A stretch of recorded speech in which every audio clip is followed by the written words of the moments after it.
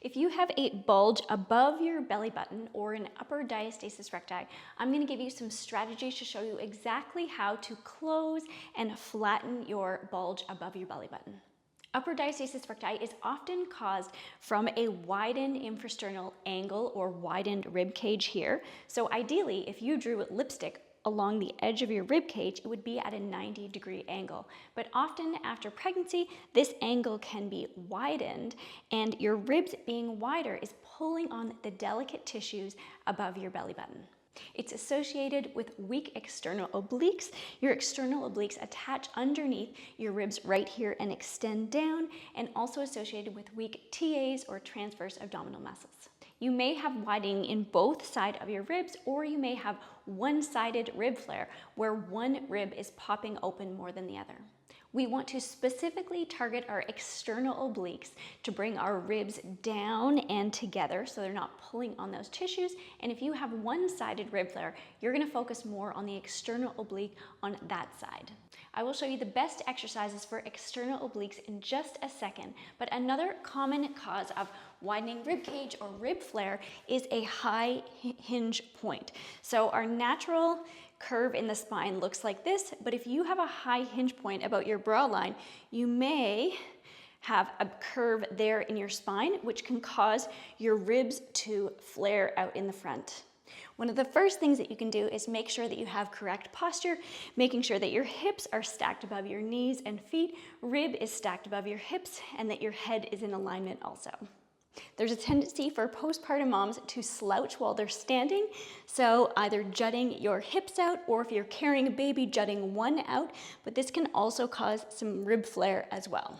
If your back is tight also, it can cause it to be shortening here because the muscles are tight, and then causing more rib flare here. So it's important to make sure that you're stretching out our back. In the description, I'll link to a postpartum back stretching workout as well. I also highly recommend getting a massage if possible, or you could get a partner or friend to massage out your back, or a physiotherapist might be helpful if you're really struggling with tight back as well. The best exercises that you want to include consistently are number one, ha breathing. And so you can bring your hands to your lower ribs here and relax through your core and pelvic floor. You don't want to be putting any pressure down on your pelvic floor. Take a big inhale, expanding your ribs. And on the exhale, you're going to press on your ribs, draw them in and down, and say, ah.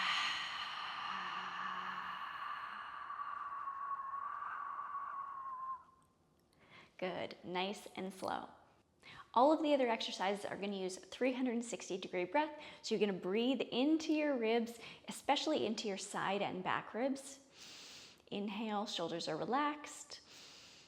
And then on an exhale, ribs come down and in, core zippers up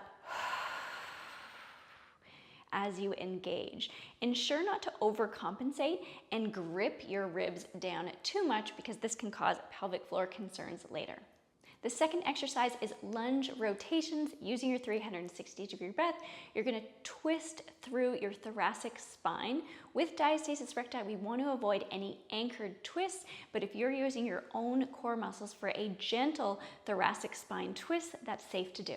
The third exercise is side plank with thread the needle. You can modify and do it from your knees. For the next three exercises, you will need a band and one that can anchor to a doorknob or some sort of anchor that you've put up on your wall. We can do band pulls in the front. We can do band pulls overhead, again, using your 360 breath.